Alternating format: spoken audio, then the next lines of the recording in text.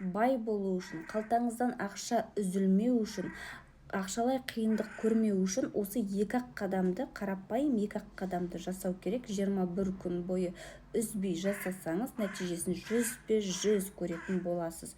Лайк басыңыз, комментарийға плюсик қойыңыз, және де осы видеороликті сақтап алыңыз. Бірінші кезекте бай болу үшін, қалтаңыздан ақша үзмеу үшін, қарыз кредиттен арылу үшін, қиындық көрмеу үшін, ақшалай қиындық көрмеу үшін сіз ақша жинау әдетін қалыптастыру керексіз. Мейлі сіздің зарплатаңыз 30 мың теңге болса да, 10 теңгесін күнде ақша жинау әдетін қалыптастыру үшін ақшаңызды жинау керексіз. Миға бәрібір 1 теңге салдыңыз ба, 100 мың теңге салдыңыз ба, бұл жерде мақсат байып кету емес, ақша жинау әдетін қалыптастыру, ал кредит алу әдетінен арылу. Екінші қадам кітап оқу, яғни қаржы жағынан біліміңізді арттыру.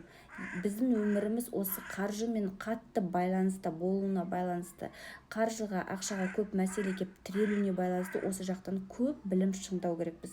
Күніне 1 бет болса да кітап оқу әдетін қалыптастырыңыз.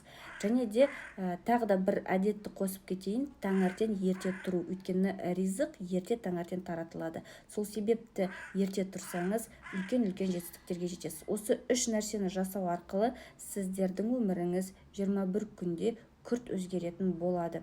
Профильдағы сілтемеге басу арқылы бізден 200-ге жуық тегін сабақ ала аласыз.